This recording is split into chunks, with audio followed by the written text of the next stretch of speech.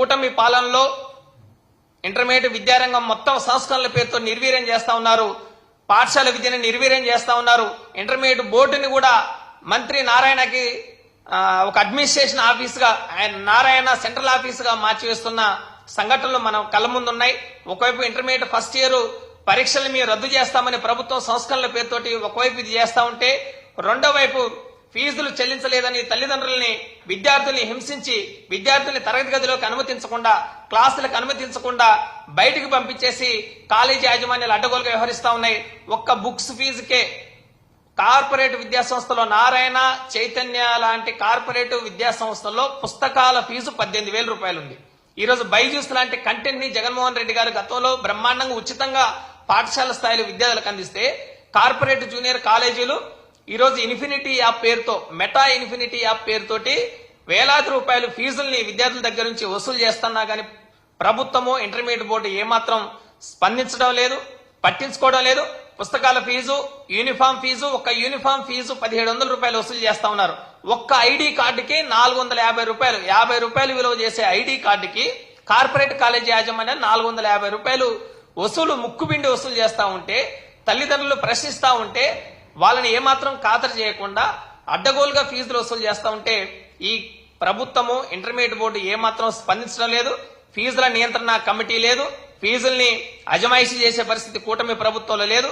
కేవలం red book రాజ్యాంగం, ఏ విధంగా డైవర్సిటీ పాలిటిక్స్ లో భాగంగా రెడ్ బుక్ రాజ్యాంగాన్ని తీసుకొచ్చారో లోకేష్, ఈ రోజు ఇంటర్మీడియట్ జూనియర్ కాలేజీలో కూడా ఫీజులు చెల్లించలేదనే కారణంతో విద్యార్థుల్ని బయటకు పంపించేసి అకాడమిక్ పుస్తకాల స్థానంలో రెడ్ బుక్ రాజ్యాంగాన్ని అమలు చేసే ఒక దారుణమైన దయనీయమైన పరిస్థితి ఈ కూటమి ప్రభుత్వంలో ఉంది. అందుకనే మా ప్రభుత్వం వైఎస్ఆర్ కాంగ్రెస్ పార్టీ అధికారం చేపట్టిన తర్వాత విద్యార్థులు ఎవరైతే బాధితులుగా మారారో వాళ్ళందరితో తప్పనిసరిగా మాట్లాడతాం, వాళ్ళకు జరిగిన అన్యాయాన్ని గుర్తిస్తాం, ఈ యాజమాన్యాలపైన ఖచ్చితంగా చర్యలు తీసుకుంటామని ఈ సందర్భంగా తెలియజేస్తూ, ఈ ప్రభుత్వం ఎవరైతే గౌతమ్ లాంటి స్టూడెంట్ ఈ రోజు గోశాల శ్రీ చైతన్య జూనియర్ కళాశాలలో సెకండ్ ఇయర్ నీట్ కోచింగ్ చదువుతున్న విద్యార్థి ఎవరైతే ఉన్నారో ఆ విద్యార్థి కేవలం 50,000 రూపాయలు ఫీజు చెల్లించలేదనే సాకుతోటి బయటికి పంపించేసి ఆ తండ్రి ఎంత వేడుకున్నా కాలేజీ యాజమాన్యం స్పందించలేదు.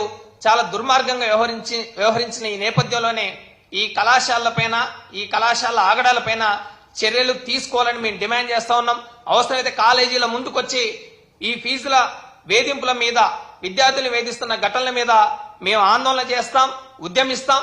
ఈ కూటమి ప్రభుత్వం చేస్తున్న అరాచకాలు మొత్తం ప్రభుత్వ సంస్కరణల పేరుతోటి ప్రభుత్వ విద్యను నీరుగార్చి ప్రైవేటు విద్యా సంస్థలకి, కార్పొరేట్ విద్యా సంస్థలకు పెద్ద ఎత్తున తాయిలాలు ఇస్తున్న ఈ కూటమి ప్రభుత్వ అరాచకానికి వ్యతిరేకంగా మేము ఉద్యమిస్తామని ఈ సందర్భంగా తెలియజేస్తూ, ఇప్పటికే పాఠశాల విద్యాస్థాయిలో ఇంగ్లీష్ మీడియం తీసేసి, టోఫెల్ శిక్షణ తీసేసి, ఐబీ సిలబస్ తీసేసి, బైజూస్ కంటెంట్ తీసేసి ఈ ప్రభుత్వం అరాచకంగా వ్యవహరిస్తా ఉంది. కొత్తగా 117 జీవోను కూడా రద్దు చేసి సంస్కరణల పేరుతోటి తిరిగి విద్యారంగాన్ని తిరోగమనానికి తీసుకొస్తా ఉంది.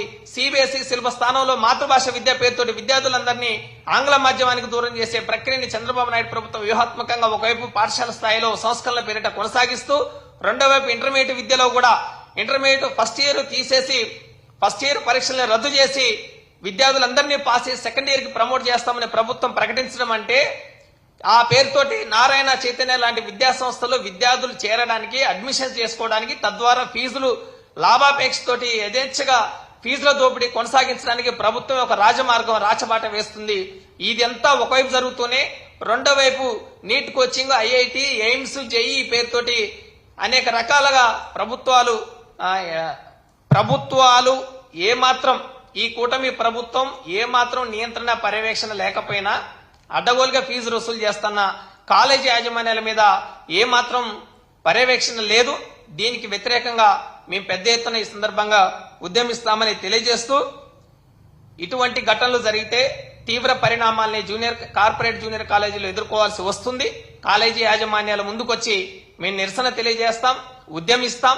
ఈ ప్రభుత్వం ఇప్పటికే కూటమి ప్రభుత్వంలో 40% అడ్డగోలుగా ఫీజు వసూలు చేసినా గానీ ఏమాత్రం ఒక్క నారాయణ గాని, చైతన్య జూనియర్ కాలేజీ గాని, అధికారులు గాని, ప్రభుత్వం గాని వెళ్లి పర్యవేక్షణ చేయలేదు, తనిఖీలు చేయలేదు, ఏమాత్రం పట్టించుకోవడం లేదు. ఈ చైతన్య నారాయణ లాంటి కళాశాలలో పనిచేస్తున్న సిబ్బంది ఎవరైతే ఉన్నారో ఆ సిబ్బందికి జీతభత్యాలు ఇవ్వకుండా, పని భారం పెంచి కనీసం మినిమం టైం స్కేల్ అమలు చేయకుండా వాళ్ళని ఒక బానిసలుగా కట్టు బానిసలుగా మారుస్తున్న దుస్థితి కాలేజీ యాజమాన్యాలు చేస్తా ఉంటే ఆ విషయంలో కూడా ప్రభుత్వం ఏమాత్రం స్పందించడం లేదు. ఒకవైపు సిబ్బందిని పని భారాల పేరుతోటి ఎక్కువగా వాడుకుంటూ రెండో వైపు తల్లిదండ్రుల నుంచి పిల్లల నుంచి ఫీజులు పెద్ద ఎత్తున వసూలు చేస్తూ ఫీజులు చెల్లించకపోతే సకాలంలో టర్మ్ ఫీజుల పేరుతోటి వసూలు చేస్తున్న ఫీజులు చాలక మళ్లీ పరీక్షలు వస్తున్నాయి. ఈ పరీక్షల పేరుతోటి మీరు ఫీజులు చెల్లించాలని విద్యార్థుల్ని బయటికి పంపించి క్లాసులకు హాజరు కాకుండా చేస్తున్న ఈ ఘటనల మీద ప్రభుత్వం స్పందించాలి. ఇకనైనా ప్రభుత్వం కళ్ళు తెరవాలి. ఇంటర్మీడియట్ బోర్డు అధికారులు స్పందించాలని మేము తెలియజేస్తూ గౌతమ్ ఇక్కడ మనం డిస్ప్లేలో చూడొచ్చు. ఆ గౌతమ్ అనే స్టూడెంట్ ఆయన తండ్రి గోశాల శ్రీ చైతన్య కాలేజీకి వెళ్లారు మొన్న పండగ సెలవుల తర్వాత కాలేజీకి తరగతులకు హాజరు కావడానికి వెళ్లిన ఆ స్టూడెంట్ ని 20,000 పే చేశారు. మొత్తం ఫీజు 2 లక్షలు, ఇంకో 50,000 రూపాయలు ఫీజు పే చేయాలి. 50,000 చెల్లిస్తేనే మీరు లోపలికి రావాలని కాలేజీ యాజమాన్యం కాలేజీ అడ్మినిస్ట్రేషన్ ఆఫీసులోకి వెళ్లిన స్టూడెంట్ని ఆ తండ్రిని ఇద్దరిని బయటికి పంపించేశారు. వాళ్ళు బయటకు వచ్చి మమ్మల్ని నా కొడుకుని నేను ఫీజు చెల్లించాను 20,000, ఇంకో 50,000 ఉంది, 50,000 రూపాయల ఫీజు నేను చెల్లిస్తాను, నాకు సమయం ఇవ్వండి అని ఆ తండ్రి వేడుకుంటే ఆ తండ్రి అడిగితే అయినా కనికరించకుండా కనీసం కరుణతో కూడా వ్యవహరించకుండా క్షమార్హం కూడా లేకుండా చాలా దారుణంగా వాళ్ళని గేటు బయటికి పంపించి మీరు 50,000 రూపాయల ఫీజు చెల్లిస్తేనే తిరిగి కాలేజీకి రండి అని యాజమాన్యం మెడబట్టుకుని బయటకు గెంటేసింది. ఆ తండ్రి ఆ కొడుకు ఇద్దరు గేటు ముందు నిరసన వ్యక్తం చేశారు. ఆ తండ్రి చదువుకున్నవాడు, కొంత చైతన్యం ఉన్నవాడు కాబట్టి కాలేజీ గేటు ముందు కూర్చొని నిరసన తెలియజేస్తే పోలీసులు మీడియా రంగప్రవేశం చేశాక అప్పుడు కాలేజీ యాజమాన్యం లోపలికి అనుమతించింది. ఇలా చైతన్యం లేని తల్లిదండ్రులు ఎంతో మంది వాళ్ళందరినీ గేటు బయటికి పంపించి మెడబట్టుకొని తోసేసి చైతన్యనారాయణ లాంటి కాలేజీ యాజమాన్యాలు అడ్డగోలుగా ఫీజులు దోపిడీ చేస్తా ఉంటే ఈ ప్రభుత్వం ఏం చేస్తుంది? మీనమేషాలు లెక్కిస్తుందా?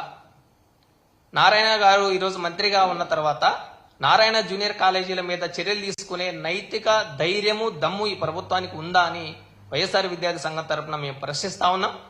40% అడ్డగోలుగా ఫీజులు పెంచుకొని తల్లిదండ్రుల్ని విద్యార్థుల్ని IIT coaching, NEET coaching, JEE కోచింగ్ల పేరుతోటి ఫీజులు అరాచకంగా వసూలు చేస్తా ఉంటే కూటమి ప్రభుత్వం 7 నెలల పరిపాలనా కాలంలో ఈ కార్పొరేట్ కాలేజీల మీద ఏమాత్రం చర్యలు తీసుకున్నారు?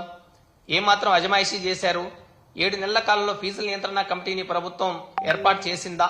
ఫీజుల నియంత్రణ కమిటీ ఏర్పాటు అయి ఉంటే మీ ఆ కమిటీ పనితీరేంటి? ఆ కమిటీ ఎన్ని కాలేజీలు తిరిగారు? ఎంత పర్యవేక్షణ చేశారు? ఏం నోట్ చేసుకున్నారు?